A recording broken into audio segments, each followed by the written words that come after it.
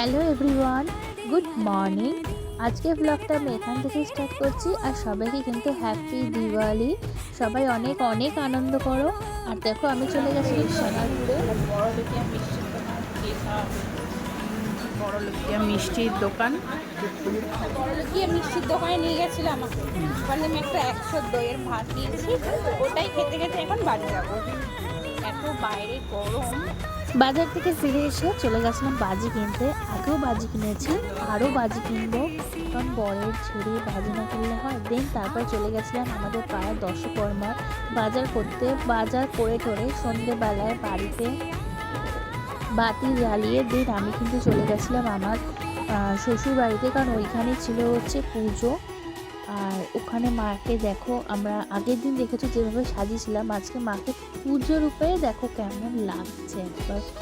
আর এখানে সবাইকে কিন্তু ঠাকুরের প্রসাদ দেওয়া হচ্ছিল, আর সেটাই দেখো মাকে একটা ভিডিও করে। ছাদে উঠে গেছে, এখন মোমবাতি লাগাচ্ছে এরা। Smile please.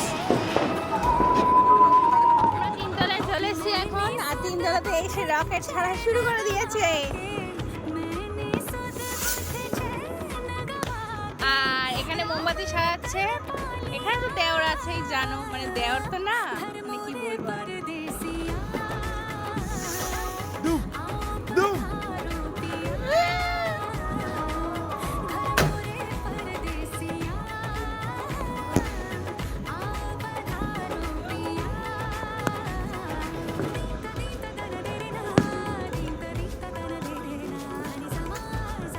আমাদের তিনতলা বাড়ির পুরো সাজিয়েছি, পুরো কালঘাম ছুটে গেছে আমার সারাদিন। দারুণ লাগছে দেখো আমাদের তিনতলার ছাদটা, হেভি লাগছে। আর ফানুসটা ওইখানে,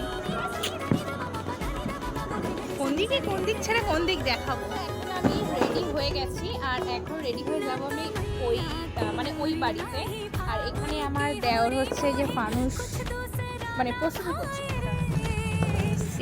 আমার কাকির বাড়ি, এখানে ভেঁদাটা বসে আছে, আর এখানে কেউ নেই গাইস। কাকি আসছে, ঘরে গেছে, আবার এসছে। ফয়েলটা নিয়ে যাচ্ছে খাবার দাবার প্যাকিং করে দেওয়ার জন্য। গাইস দেখো, এই হচ্ছে পাড়ার পুজোর প্যান্ডেল।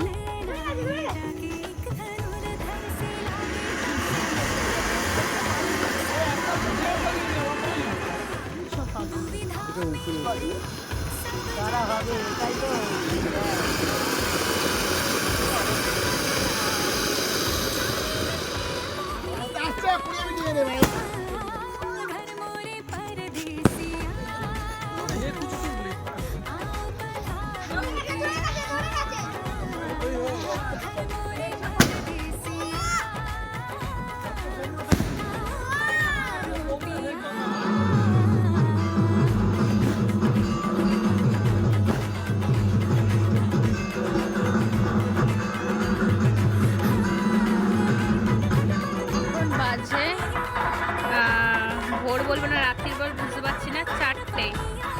আর অবস্থা দেখো ওখানে। তো আমার এই কালী পুজোর ব্লগ তোমাদের যদি ভালো লাগে প্লিজ লাইক কমেন্ট শেয়ার আর সাবস্ক্রাইব করে দিও। তো চলো বাই। দেখো এই হচ্ছে আমার মায়ের বাড়ির কালী মায়ের সাজ।